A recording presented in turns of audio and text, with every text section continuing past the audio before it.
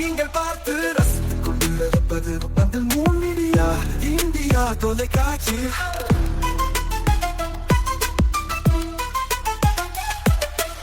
நீங்கள் பார்த்து ரசித்துக் கொண்டிருப்பது உங்கள் மீடியா இந்தியா தொலைக்காட்சி.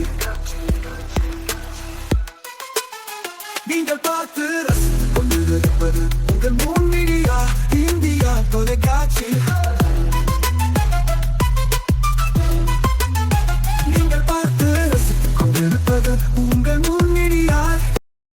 நாளும் ஒரு திருக்குறள். அறத்துப்பால். நடுவு நிலைமை. கேடும் பெருக்கமும் இல்லல்ல நெஞ்சத்து கோடாமை சான்றோர் கனி. விளக்கம். கேடும் ஆக்கமும் வாழ்வில் இல்லாதவை அல்ல. ஆகையால் நெஞ்சில் நடுவு நிலைமை தவறாமல் இருத்தலே சான்றோருக்கு அழகாகும். வணக்கம். முன் மீடியா செய்திகளுக்காக உண்ணாமலை சம்பந்தம். இன்றைய முக்கிய செய்திகள். பிரெஞ்சு தேசிய தினம். இருநாட்டு தேசிய கொடியை ஏற்றி வீரர்கள் நினைவிடத்தில் மரியாதை.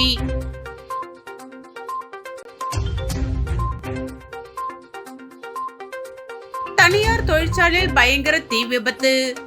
பல கோடி ரூபாய் மதிப்பிலான பொருட்கள் சேதம்.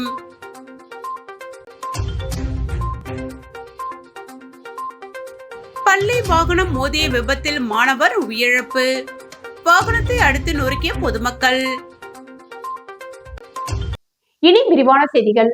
புதுச்சேரியில் நித்யா பேக்கேஜிங் என்ற அட்டை தயாரிப்பு தொழிற்சாலையில் ஏற்பட்ட பயங்கர தீ விபத்தில் பல கோடி ரூபாய் மதிப்பிலான பொருட்கள் இருந்து நாசமானது. 4 மணி நேரத்திற்கும் மேலாக தீயணைப்பு வீரர்கள் போராடியும் தீயை முழுமையாக கட்டுப்படுத்த முடியாத நிலையில் தொழிற்சாலையை முற்றுகையிட்ட பொதுமக்கள் காற்று மற்றும் நீர் மாசுபாட்டை ஏற்படுத்தி வந்ததுடன் வருமான வரி கணக்கு மற்றும் இன்சூரன்ஸ் இழப்பீட்டிற்காக நிர்வாகத்தினரே அவ்வப்பொழுது தீ வைத்து மோசடியில் ஈடுபடுவதாகவும் பரபரப்பு குற்றச்சாட்டுகளை முன்வைத்தனர். புதுச்சேரி வில்லியனூர் அருகே ஊதியம்பட்டு கிராமத்தில் செயல்பட்டு வரும் நித்யா பேக்கேஜிங் என்ற அட்டை தயாரிப்பு தொழிற்சாலையில் இரவு திடீரென தீ விபத்து ஏற்பட்டது. தொழிற்சாலையின் குடோன்களில் அடுக்கி வைக்கப்பட்டிருந்த அட்டை மூலப்பொருட்கள் மற்றும் தயாரிப்புகளில் தீ பற்றியதால் சில நிமிடங்களிலேயே தீ மலமளவென பரவி தொழிற்சாலையின் பெரும்பகுதியை சூழ்ந்தது. அதிக வெப்பநிலை மற்றும் எளிதில் தீப்பற்றக்கூடிய அட்டை பொருட்கள் அதிக அளவில் குவித்து வைக்கப்பட்டிருந்ததே தீ வேகமாக பரவ காரணமாக இருந்ததாக முதற்கட்ட தகவல்கள் தெரிவிக்கின்றன. இது குறித்து தகவல் அறிந்த நகர மற்றும் கிராமப்புற தீயணைப்பு நிலையங்களைச் சேர்ந்த வீரர்கள் பல தீயணைப்பு வாகனங்களுடன் சம்பவ இடத்திற்கு விரைந்து வந்து தீயை அணைக்கும் பணியில் ஈடுபட்டனர். ஆனால் குடோன்களில் குவித்து வைக்கப்பட்டிருந்த அட்டை பொருட்கள் தொடர்ந்து எரிந்து கொண்டிருந்ததால் 4 மணி நேரத்திற்கும் மேலாக போராடியும் தீயை முழுமையாக கட்டுப்படுத்த முடியாமல் தீயணைப்பு வீரர்கள் திணறினர். இதனால் வானளாவிய கரும்புகை அந்த பகுதி முழுவதும் சூழ்ந்தது. மேலும் தீயணைப்பு வாகனங்கள் போதுமான அளவில் இல்லாததால் தீயை கட்டுப்படுத்துவதில் பெரும் சவால் ஏற்பட்டது. இந்த தீ விபத்தில் உயிரிழப்பு எதுவும் ஏற்படவில்லை. இருப்பினும் பல கோடி ரூபாய் மதிப்பிலான அட்டை மூலப்பொருட்கள் மற்றும் தயாரிப்புகள் தீயில் இருந்து நாசமாகியுள்ளன.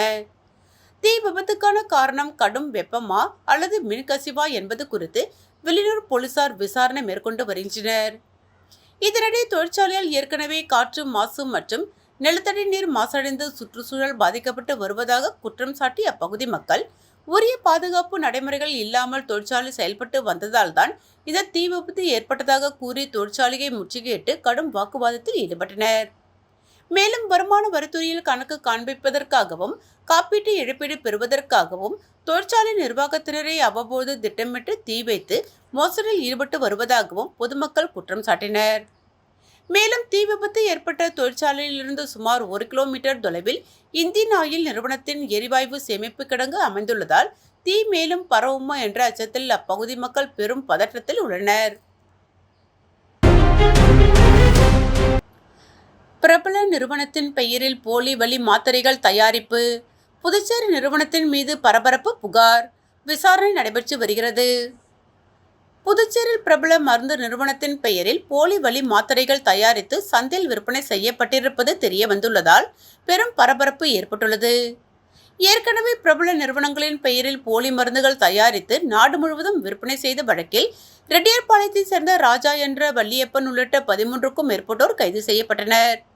அந்த வழக்கை தற்போது சிபிஐ அதிகாரிகள் விசாரித்து வருகின்றனர். இந்த நிலையில் மற்றொரு பிரபல மருந்து நிறுவனத்தின் பெயரில் போலி வலி மாத்திரைகள் தயாரிக்கப்பட்டு விற்பனை செய்யப்பட்டிருப்பது தற்போது அம்பலமாகியுள்ளது. கடந்த வாரம் ராமேஸ்வரம் மண்டபம் பகுதியில் இருந்து இலங்கைக்கு அனுப்பப்பட இருந்த மருந்து பொருட்களை அதிகாரிகள் சோதனை செய்தபோது அவை போலி மருந்துகள் என்பது தெரிய வந்தது. இதனையடுத்து அந்த மாத்திரைகள் சம்பந்தப்பட்ட பிரபல நிறுவனத்திற்கு ஆய்வுக்காக அனுப்பி வைக்கப்பட்டன. நிறுவன அதிகாரிகள் மேற்கொண்ட ஆய்வில் அந்த மாத்திரைகள் தங்கள் நிறுவனத்தில் தயாரிக்கப்பட்டவை அல்ல என்பதும், நிறுவனத்தின் பெயர், லேபிள் மற்றும் பேக்கிங் வடிவமைப்பை அப்படியே போலியாக பயன்படுத்தி மருந்துகள் தயாரிக்கப்பட்டிருந்ததும் உறுதி செய்யப்பட்டது. இதனையடுத்து மேற்கொள்ளப்பட்ட விசாரணையில் புதுச்சேரி குருமாம்பேட்டையில் செயல்பட்டு வரும் ஒரு மருந்து தயாரிப்பு நிறுவனம் பிரபல நிறுவனத்தின் பெயரில் போலி வலி மாத்திரைகளை தயாரித்து சந்தைப்படுத்தி இருப்பதும் தெரிய வந்துள்ளது. இந்த சம்பவம் தொடர்பாக சம்பந்தப்பட்ட நிறுவனத்தினர் புகார் அளித்துள்ள நிலையில் மருந்து கட்டுப்பாட்டு அதிகாரிகள் மற்றும் போலீசார் இணைந்து தீவிர விசாரணை நடத்தி வருகின்றனர். இந்த விவகாரம் மருந்து துறையில் பெரும் அதிர்ச்சியை ஏற்படுத்தியுள்ளது. புதுச்சேரி அடுத்த திருக்கனூரில் மாணவன் மீது தனியார் பள்ளி வாகனம் மோதிய விபத்தில் மாணவன் சம்பவ இடத்திலேயே உயிரிழந்தார். இதனால் ஆத்திரமடைந்த பொதுமக்கள் பள்ளி வாகனத்தை அடித்து உடைத்து நொறுக்கியதால் பரபரப்பு நிலவியது. புதுச்சேரி திருக்குனூர் அடுத்த கைக்கிளம்பட்டு கிராமம் மாரியம்மன் கோவில் வீதியைச் சேர்ந்தவர் ராமு. இவருடைய மகன் அவினேஷ் வயது 16. இவர் கூனிச்சம்பட்டு அரசு பள்ளியில் 11ஆம் வகுப்பு படித்து வருகிறார். இன்று காலை மாணவன் அவினேஷ் தனது இருசக்கர வாகனத்தில் வழக்கம் போல் பள்ளிக்கு சென்று கொண்டிருந்தார். கைக்கிளம்பட்டு ஏரிக்கரை வழியே சென்று கொண்டிருந்த போது அதே பகுதியைச் சேர்ந்த சாண்டா கிளாரா என்ற தனியார் பள்ளி வாகனம் மாணவர்களுடன் செல்லும் பொழுது முன்னால் சென்ற மாணவனின் இருசக்கர வாகனம் மீது மோதியதாக கூறப்படுகிறது. இதில் மாணவன் நிலை தடுமாறி கீழே விழுந்த நிலையில் மாணவன் மீது பேருந்து ஏறி இறங்கியதில் உடல் நசுங்கி சம்பவ இடத்திலேயே உயிரிழந்தார். இது குறித்த தகவல் அறிந்து ஒன்று திரண்ட அந்த பகுதி மக்கள் விபத்து ஏற்படுத்திய தனியார் பள்ளி பேருந்தை அடித்து உடைத்து நொறுக்கினார்கள். இதில் வாகனம் முழுவதும் சேதம் அடைந்தது. இது குறித்து தகவல் அறிந்து சம்பவ இடத்திற்கு வந்த வில்லியனூர் போக்குவரத்து போலீசார் விபத்து குறித்து வழக்கு பதிவு செய்து விசாரணை மேற்கொண்டு வருகின்றனர். பள்ளி வாகனம் மோதிய விபத்தில் மாணவன் உடல் நசுங்கி உயிரிழந்த சம்பவம் அந்த பகுதியில் பெரும் சோகத்தையும் அதிர்ச்சியும் ஏற்படுத்தியுள்ளது. வாழும் போதும் வாழ்க்கைக்கு பிறகும் பணம் உங்களுக்கு பெருகிக் கொண்டே இருக்கும். அனைவருக்கும் புதிய வாய்ப்பு. நீங்கள் உழைக்கும் குணம் கொண்டவரா? அப்படியானால் நீங்கள் நேர்மையுடன் முதலீடு இல்லாமல் சம்பாதிக்க அரிய வாய்ப்பை நாங்கள் தருகிறோம்.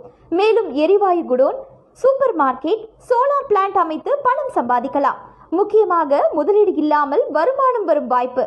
வயது வேறுபாடின்றி, கல்வி தகுதியின்றி அனைவரும் இணைந்து பணம் சம்பாதிக்கலாம். வாருங்கள், LDBS பஜார் உங்களை அன்போடு வரவேற்கிறது. எங்களுடன் இணைந்து நேர்மையான முறையில் பணத்தை சம்பாதியுங்கள்.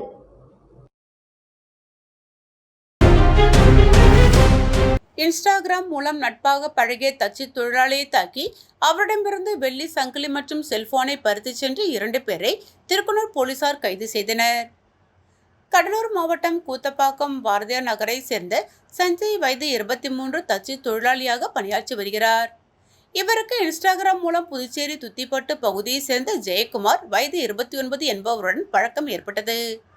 சம்பவத்தன்று கண்டமங்கலத்தில் தனது தந்தையுடன் தச்சு வேலை செய்து கொண்டிருந்த சஞ்சயை ஜெயக்குமார் செல்போனில் தொடர்பு கொண்டு மண்ணாடிப்பட்டு ஏரிக்கரைக்கு மது அருந்த வருமாறு அழைத்துள்ளார். அதன்படி அங்கு சென்ற சஞ்சய் ஜெயக்குமார் மற்றும் அவரது நண்பரான உழவர்கரை விவேகானந்தர் வீதியை சேர்ந்த ஜெயபிரதாபன் ஆகியோருடன் மது அருந்தியுள்ளார்.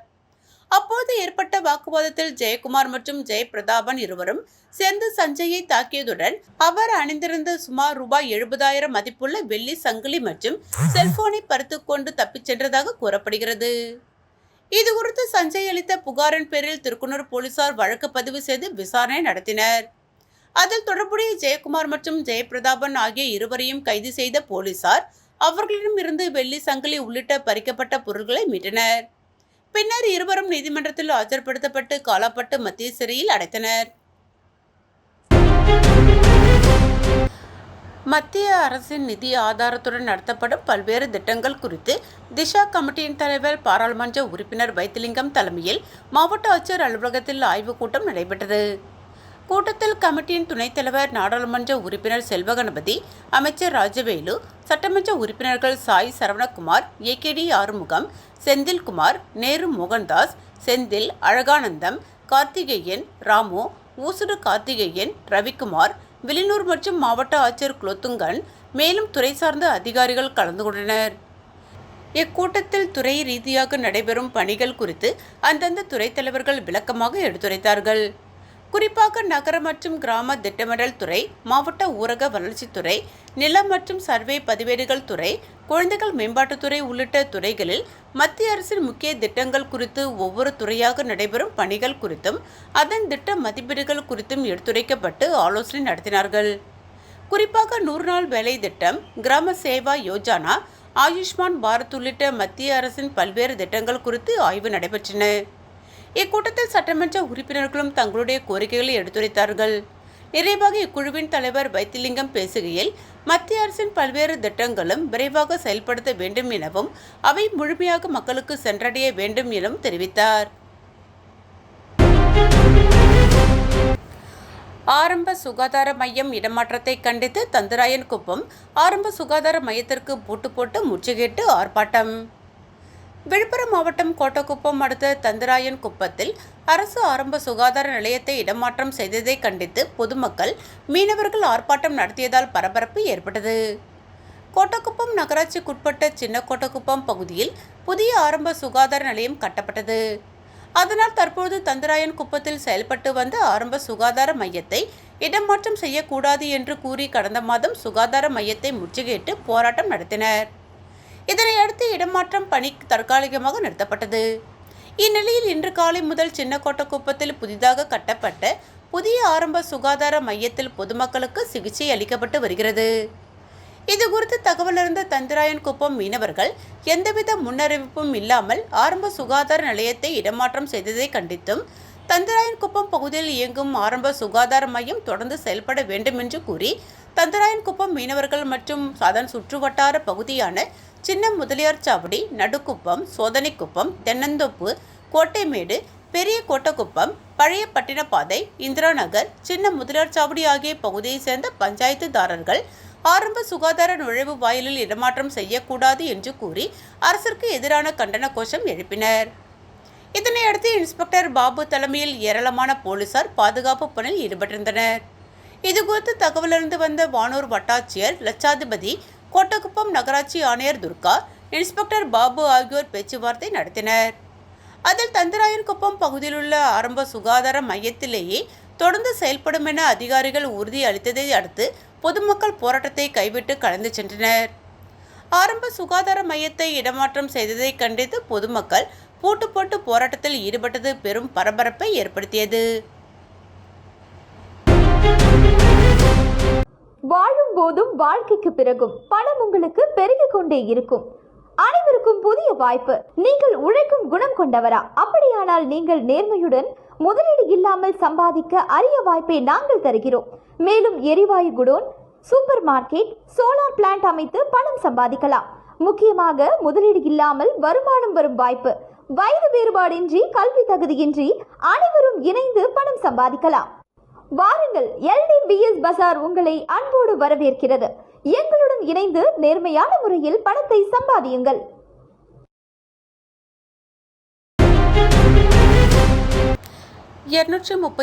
வது பிரான்ஸ் தேசிய தினம் இன்று கடைபிடிக்கப்பட்டது. இதனையொட்டி புதுச்சேரி கடற்கரை சாலையில் உள்ள போர் வீரர்கள் நினைவு தூணில் பிரான்ஸ் நாட்டு துணை தூதர் ஜீன் பிலிப் ஹூதர், மாவட்ட ஆட்சியர் குலோத்துங்கன் ஆகியோர் மலர் வளையம் வைத்து மரியாதை செலுத்தினர். பிரான்ஸ் நாட்டில் கடந்த 1789ஆம் ஆண்டு ஜூலை 14ஆம் தேதி மக்கள் புரட்சியின் மூலம் மன்னராட்சியை முடிவுக்கு கொண்டு வந்து மக்களாட்சி நிறுவினர்.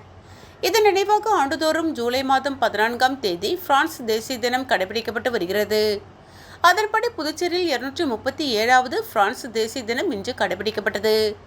இதனை ஒட்டி கடற்கரை சாலையில் உள்ள போர் வீரர் நினைவு தூணில் புதுச்சேரிக்கான பிரான்ஸ் நாட்டு துணை தூதர் ஜீன் பிலிப் ஹூதர், புதுச்சேரி அரசு சார்பில் மாவட்ட ஆட்சியர் குலோத்துங்கன் ஆகியோர் மலர் வளையம் வைத்து மரியாதை செலுத்தினர். இந்நிகழ்ச்சியில் இந்தியா, பிரான்ஸ் இருநாட்டு தேசிய கொடிகள் ஏற்றப்பட்டு தேசிய கீதங்கள் இசைக்கப்பட்டன. நிகழ்ச்சியில் அரசுத்துறை அதிகாரிகள் மற்றும் பிரான்ஸ் நாட்டை சேர்ந்த முக்கிய பிரமுகர்கள் கலந்து கொண்டனர்.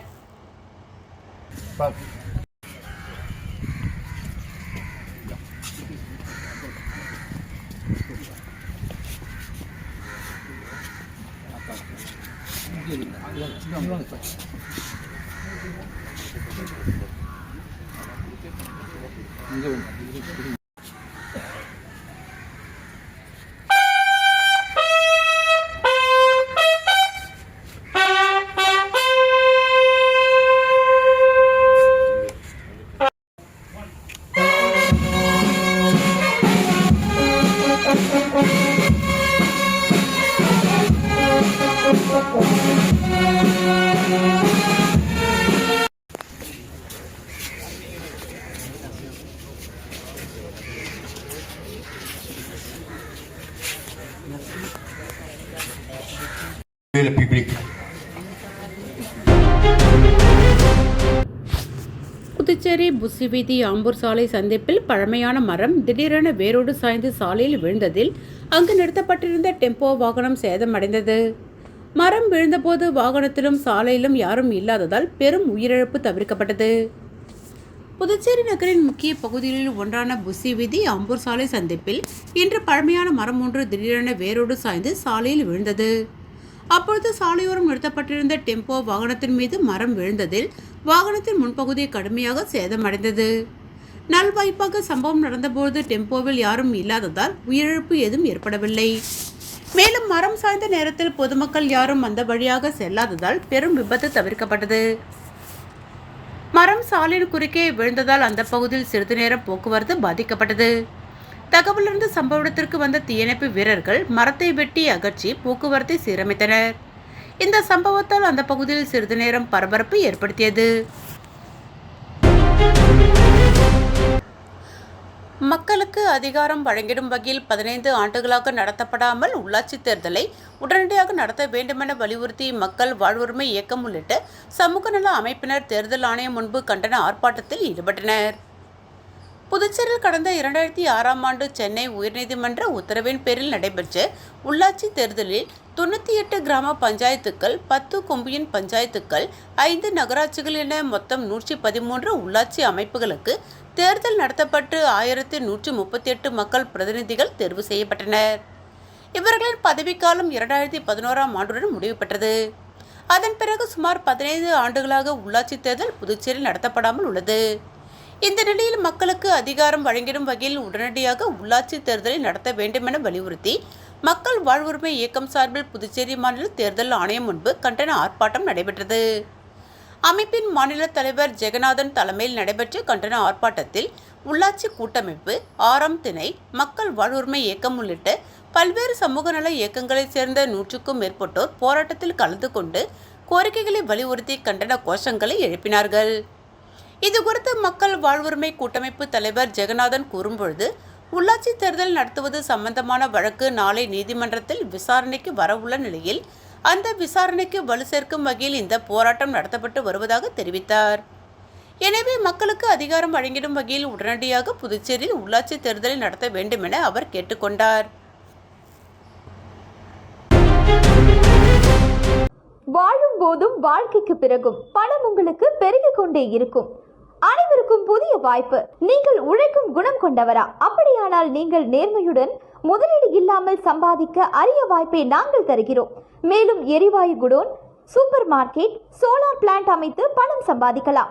முக்கியமாக முதலீடு இல்லாமல் வருமானம் வரும் வாய்ப்பு. வயது வேறுபாடின்றி, கல்வி தகுதியின்றி அனைவரும் இணைந்து பணம் சம்பாதிக்கலாம்.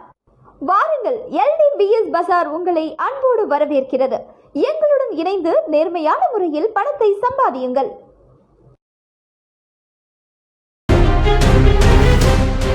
காரைக்காலில் 237வது ஆண்டு பிரெஞ்சு குடியரசு தின விழாவை முன்னிட்டு ஆட்சியர் அலுவலகம் எதிரே அமைந்துள்ள நினைவு சதுக்கத்தில் புதுச்சேரி பிரெஞ்சு துணை தூதரக அதிகாரி பெபியன் ரோசோ, ஆட்சியர் இஷிதா ராட்டி ஆகியோர் மலர் வளையம் வைத்து மரியாதை செலுத்தினர். புதுச்சேரி யூனியன் பிரதேசம் காரைக்காலில் பிரெஞ்சு குடியரசு தின விழா சிறப்பாக கொண்டாடப்பட்டது. இந்தியா சுதந்திரமடைந்த பின்பும் புதுச்சேரி, காரைக்கால், மாஹே மற்றும் ஏனாம் ஆகிய பகுதிகள் மட்டும் பிரெஞ்சுக்காரர்களின் ஆட்சியின் கீழ் இருந்து வந்தது. 1954ஆம் ஆண்டு புதுச்சேரி, காரைக்கால் உள்ளிட்ட 4 பிராந்தியங்கள் விடுதலையாகி இந்தியாவுடன் இணைந்தது. அன்று முதல் ஒவ்வொரு ஆண்டும் பிரெஞ்சு குடியரசு தினத்தன்று புதுச்சேரி, மாஹே, காரைக்கால் மற்றும் ஏனாம் ஆகிய 4 பிராந்தியங்களிலும் இருநாட்டு தேசிய கொடிகளை ஏற்றி இருநாட்டு தேசிய கீதங்கள் இசைக்க விமர்சையாக கொண்டாடப்படுவது வழக்கமாகும். இன்று 237வது ஆண்டு பிரெஞ்சு குடியரசு தின விழாவை முன்னிட்டு மாவட்ட ஆட்சியர் அலுவலகம் எதிரே உள்ள 2ஆம் உலகப் போரில் உயிர்நீத்த தியாகிகள் நினைவு சதுக்கத்தில் இருநாட்டு தேசிய கொடிகள் ஏற்றப்பட்டு இருநாட்டு தேசிய கீதங்கள் பள்ளி குழந்தைகளால் இசைக்க மலர் வளையங்கள் வைத்து கொடிவணக்கம் செலுத்தப்பட்டது. ஆட்சியர் இஷிதா ராட்டி, புதுச்சேரி பிரெஞ்சு தூதரக அதிகாரி பெபியன் ருசோ, ஓய்வு பெற்ற பிரெஞ்சு ராணுவ வீரர்கள் மற்றும் பிரெஞ்சு குடியுரிமை பெற்றவர்கள் நினைவு சதுக்கத்தில் மலர் வளையம் வைத்து மரியாதை செலுத்தினர்.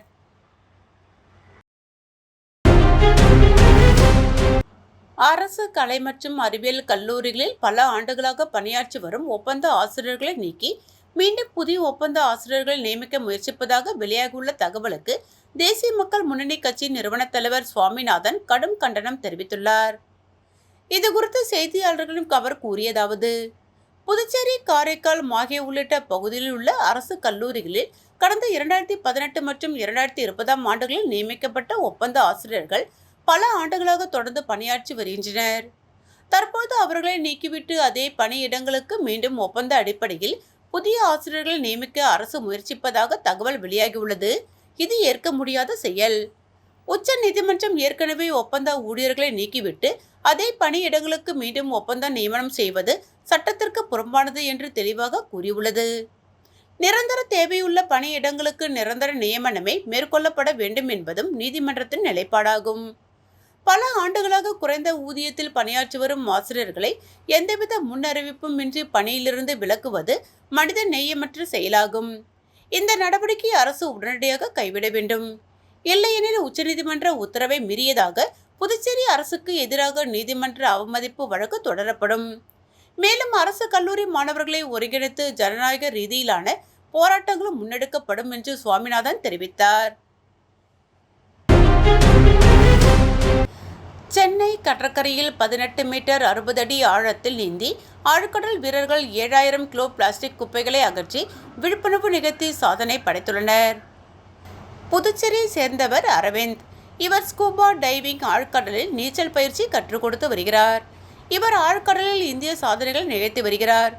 கிரிக்கெட் ஊக்கப்படுத்தும் வகையில் கிரிக்கெட் விளையாடுவது, தேசிய கொடியை பறக்க விடுவது, சதுரங்க விளையாடுவது உள்ளிட்ட நிகழ்ச்சிகளை செய்து காட்டி சாதனை படைத்துள்ளார். அந்த வகையில் பிளாஸ்டிக் குறித்து விழிப்புணர்வை ஏற்படுத்தும் வகையில் சென்னை கடற்கரை பகுதியில் 18 மீட்டர் 60 அடி ஆழத்தில் நீச்சல் வீரர்கள் கடலில் நீந்தி 7000 கிலோ பிளாஸ்டிக் குப்பைகளை சேகரித்து விழிப்புணர்வு நிகழ்த்தி இருக்கிறார்கள். இந்த வீடியோ தற்போது இணையத்தில் வைரலாகி வருகிறது. இந்த விழிப்புணர்வு நிகழ்வு நிகழ்த்திய அரவிந்த், ஸ்கூபா டைவிங் சேர்ந்த தாரகை ஆராதனா குழுவினர் விழிப்புணர்வு ஏற்படுத்தினார்கள். அவர்களுக்கு பாராட்டுக்கள் குவிந்து வருகிறது. வாழும் போதும் வாழ்க்கைக்கு பிறகும் பணம் உங்களுக்கு பெருகிக் கொண்டே இருக்கும். அனைவருக்கும் புதிய வாய்ப்பு. நீங்கள் உழைக்கும் குணம் கொண்டவரா? அப்படியானால் நீங்கள் நேர்மையுடன் முதலீடு இல்லாமல் சம்பாதிக்க அரிய வாய்ப்பை நாங்கள் தருகிறோம். மேலும் எரிவாயு godown, super market, solar plant அமைத்து பணம் சம்பாதிக்கலாம். முக்கியமாக முதலீடு இல்லாமல் வருமானம் வரும் வாய்ப்பு. வயது வேறுபாடின்றி, கல்வி தகுதியின்றி அனைவரும் இணைந்து பணம் சம்பாதிக்கலாம். வாருங்கள், LDBS பஜார் உங்களை அன்போடு வரவேற்கிறது. எங்களுடன் இணைந்து நேர்மையான முறையில் பணத்தை சம்பாதியுங்கள்.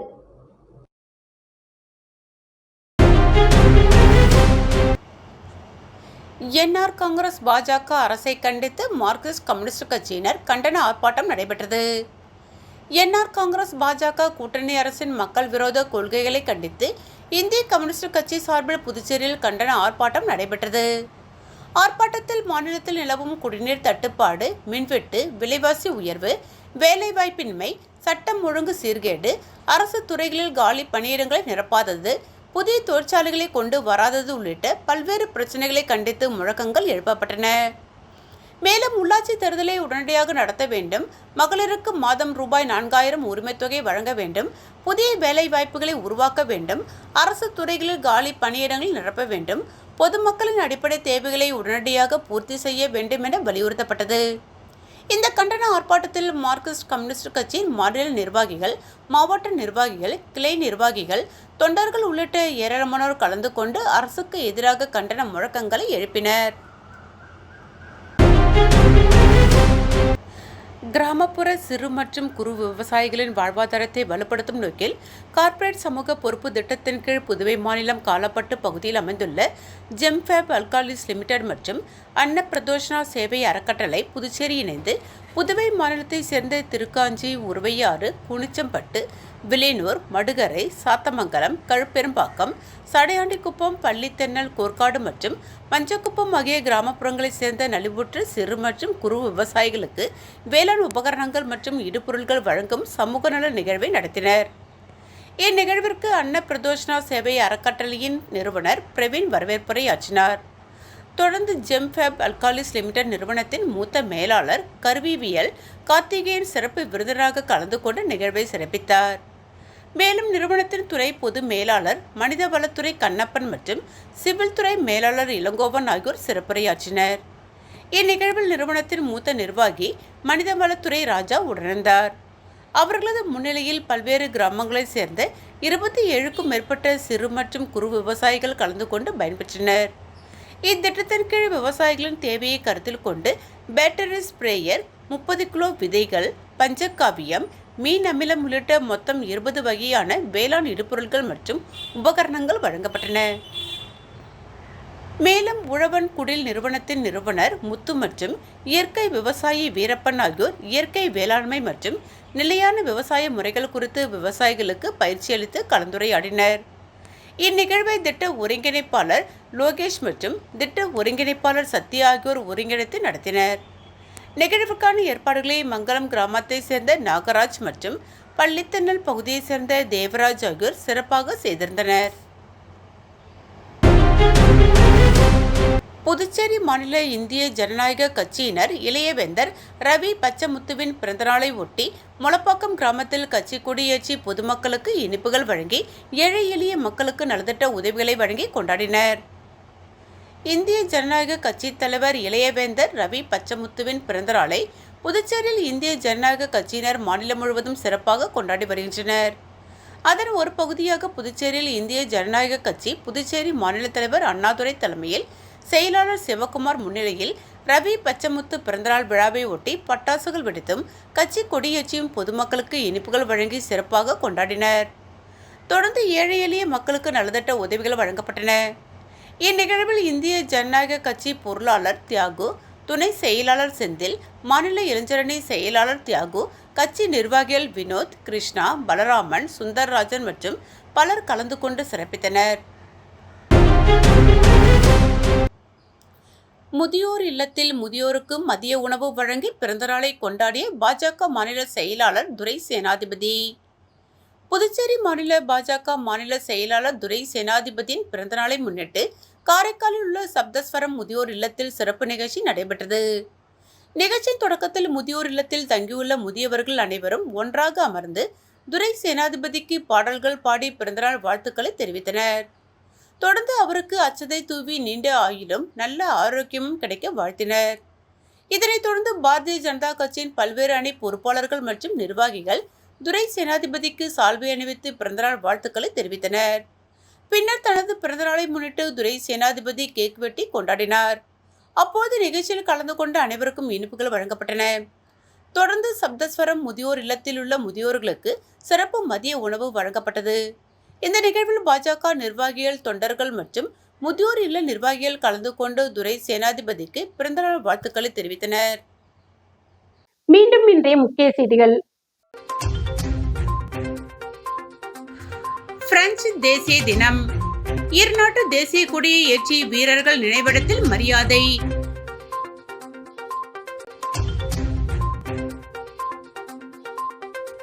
தனியார் தொழிற்சாலையில் பயங்கர தீ விபத்து. பல கோடி ரூபாய் மதிப்பிலான பொருட்கள் சேதம்.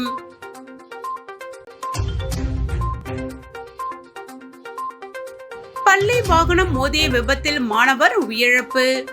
வாகனத்தை அடித்து நொறுக்கிய பொதுமக்கள். இத்துடன் செய்திகள் நிறைவடைந்தன. செய்திகளை உடனுக்குடன் தெரிந்து கொள்ள மூன் மீடியா வாட்ஸ்அப் சேனலுடன் இணைந்திருங்கள். வணக்கம்.